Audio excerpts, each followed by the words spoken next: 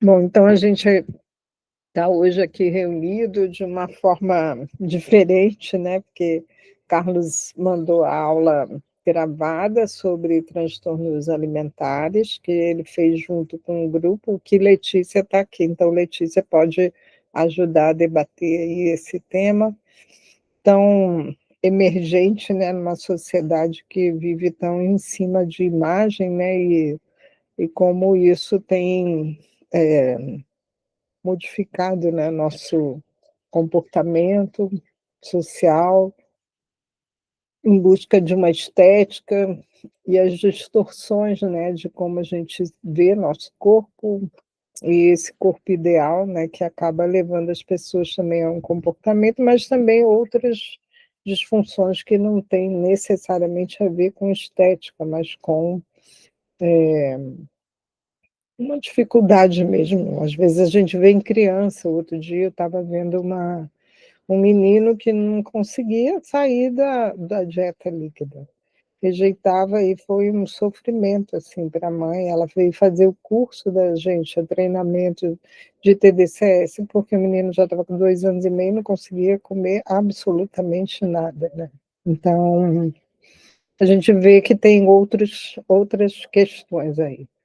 Mas abro aí para vocês debaterem também, a gente conversar sobre esse tópico. O que vocês acharam e o que vocês têm para contribuir.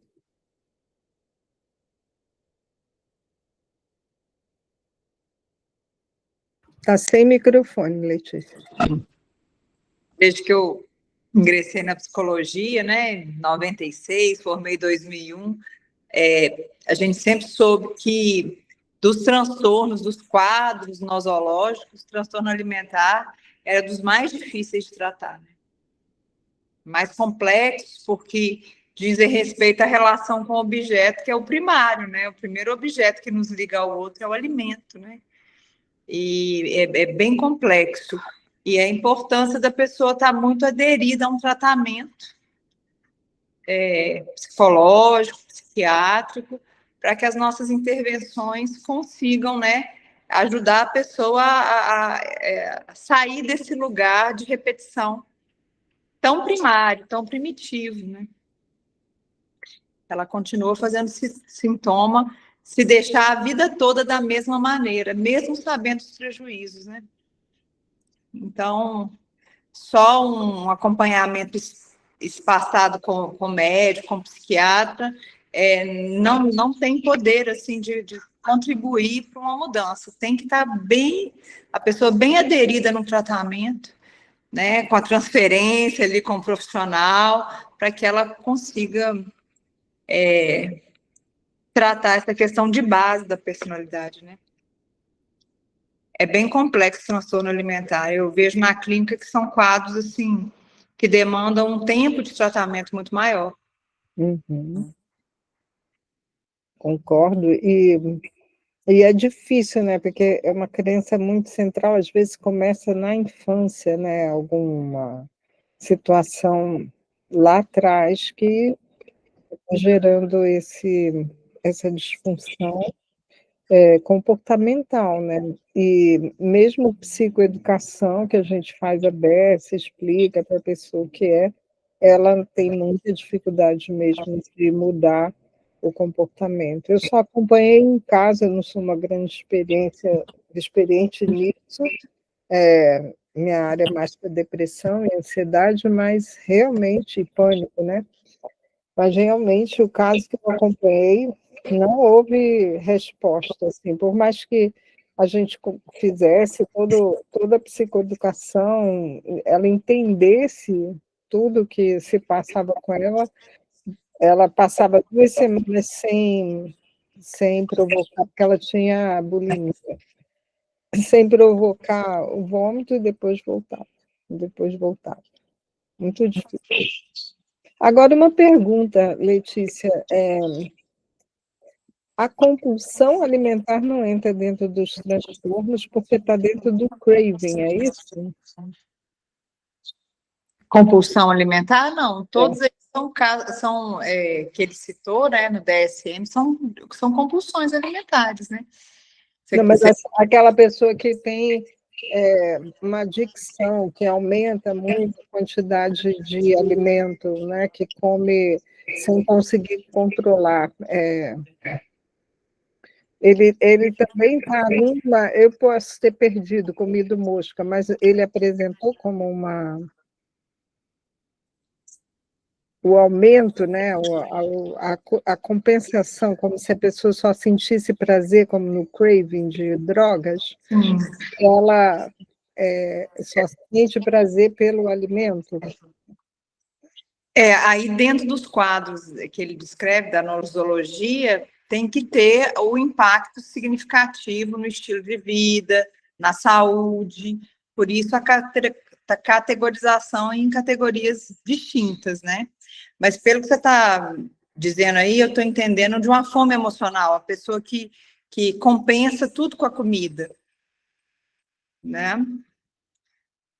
Isso aí está dentro dos quadros muito da ansiedade, né?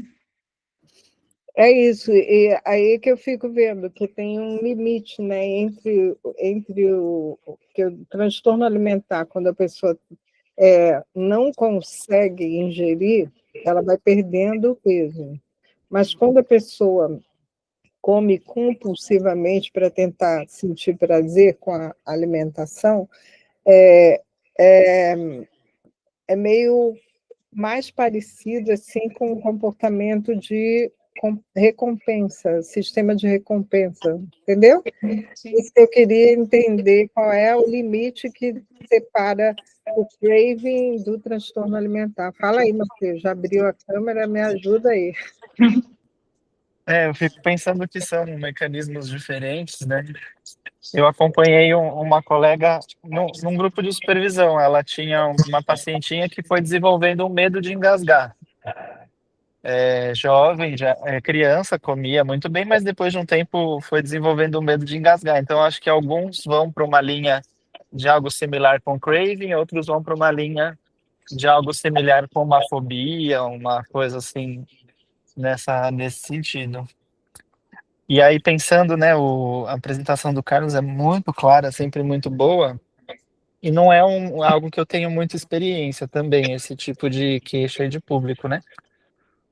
Mas a gente vem com esse olhar do DSM, que é um olhar que a gente chama de mais estrutural, né, de como que é a foto desses transtornos, mas também fico pensando nesse olhar mais funcional, né? A pessoa que come demais é um comportamento que tem uma função, em geral, uma função de fuga. Fuga, esquiva experiencial, que a gente chama, que seria comer demais para não sentir um vazio, ou comer demais, que é uma estratégia para lidar com uma frustração. Então, entender a função desse comer demais, ou entender como que se construiu o não comer, como a Letícia disse, né, trazendo essas dinâmicas relacionais, que são muito primárias da infância, vão ajudar a entender, né, esses diferentes diagnósticos aí. E nem sempre a função é prazer, sabe, Kátia? Você vê que a pessoa, quando ela é compulsiva, seja na bulimia, ela come tão rápido que ela nem sente, ela não saboreia o alimento. Uhum. Não é prazer, é meio essa coisa que o Matheus falou. Tem uma função de tamponar um vazio, de trazer um consolo emocional, assim, meio às avessas, que depois traz, na verdade, um prejuízo, mas você vê que não é uma relação com a comida prazerosa. Não, mas eu vejo que tem alguns casos de pessoas que realmente são gulosas, porque amam, não sabem resistir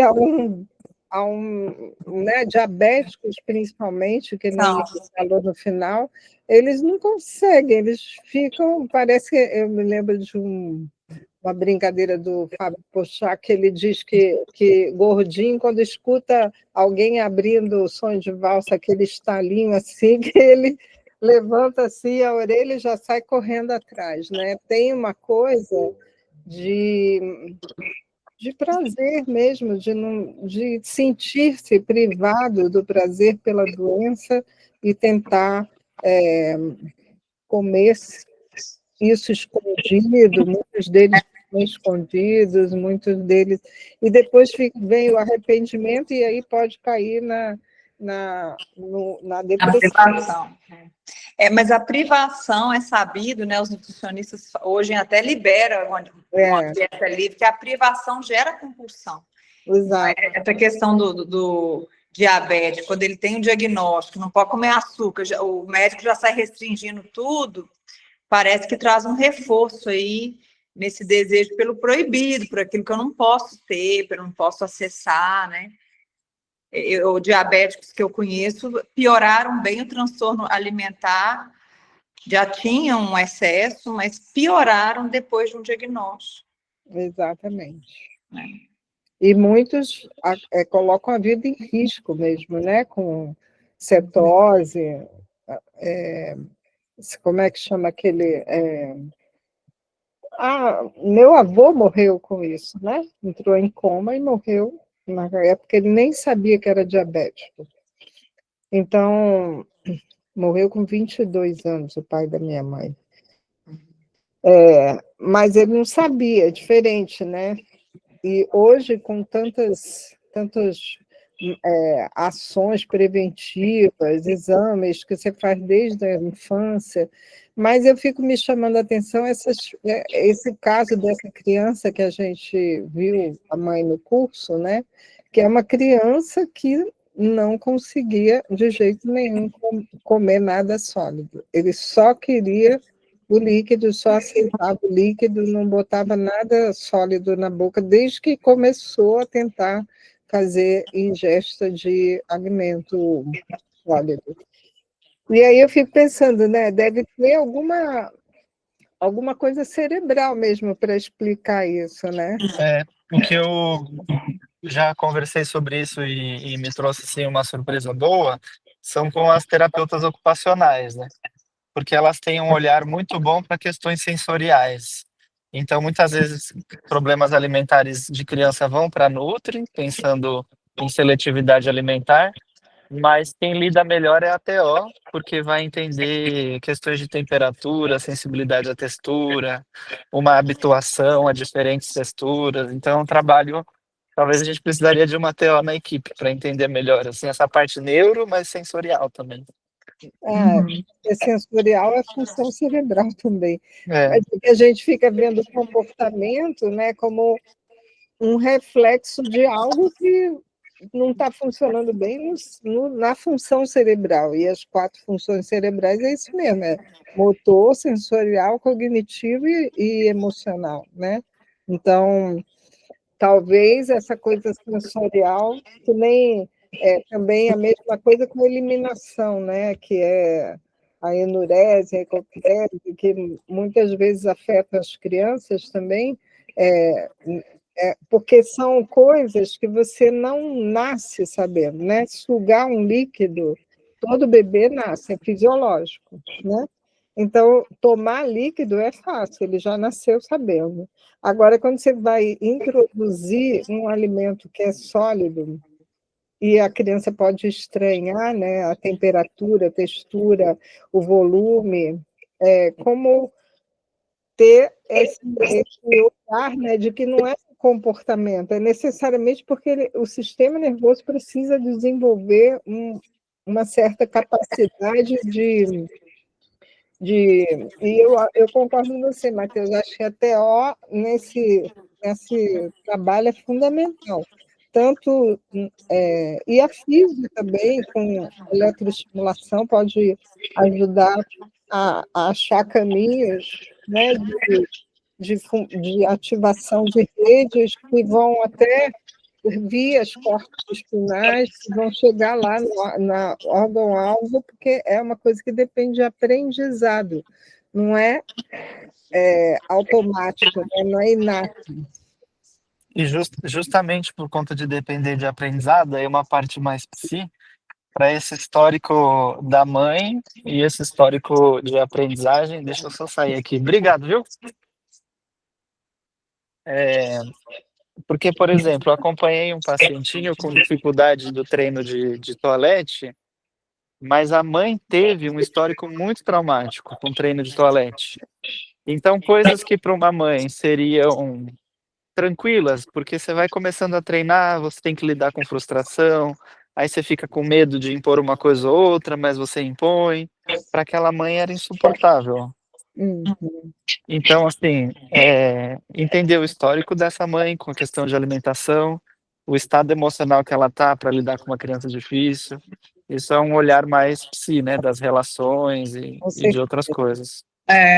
Então são tantas questões, né? Mas essa relação com o outro que ele está citando aí é fundamental, né, na questão do transtorno. E esse caso que você traz, Kátia, me parece muito uma dificuldade no desmame, né?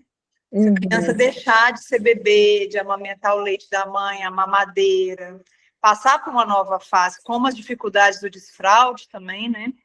Também tem a ver com isso, o amadurecer do sujeito, e sendo que esse vínculo com o outro tem alguma coisa que está agarrada, não está amadurecida. O outro traz uma ansiedade, traz uma dificuldade que ele não consegue ajudar na psicoeducação de um filho, por exemplo, né? E agora me diz aí, só para a gente terminar hoje, eu vou parar de gravar e a gente vai colocar no YouTube os dois, né? Mas a questão do... Ixi, me escapou agora. Eu ia fazer uma pergunta tão interessante que é sobre... Mas eu vou pensar e na próxima a gente continua, porque já passou da hora, acabei de olhar aqui. Mas é uma coisa bem interessante para a gente olhar. Lembrei, essa coisa da imagem corporal, porque muitos dos transtornos estão relacionados com isso. Então, acho que na próxima a gente pode entrar um pouco nessa coisa sociocognitiva, né? Como que a sociedade contemporânea, com esse ideal de corpo inalcançável para muitas pessoas, tem produzido esses comportamentos também, não só como um problema do sujeito, mas como um problema social também relevante para a gente trabalhar. Certo. Concordam, Soraya, Mônica, Lisandra, Gi, todo mundo que está aí. É isso aí. Sim, muito importante, assim, a gente fazer isso. Legal, então não vamos perder semana que vem, que vai ser Letícia que vai apresentar? Não, eu acho que eu e a Júlia somos as últimas, Tá. na outra semana. Concordo também, tá? Desculpa, eu estou dizendo que eu estou na rua, não estou podendo falar, mas estou considerando, assim, importante. E também a depressão, né, gente? Porque dos sintomas fortes na depressão é o transtorno alimentar, né? A pessoa, ou ela come demais, ou ela para de comer e vai perdendo peso, né? Então, essas interseções, assim, que ficam difíceis da gente lidar. Entendi.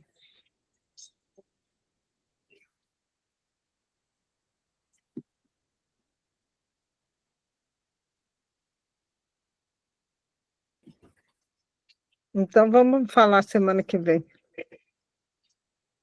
Tá bom? Tá ótimo. Tá ótimo. E vocês, pessoal? Obrigado, Beijos. Kátia. Beijo. Tchau.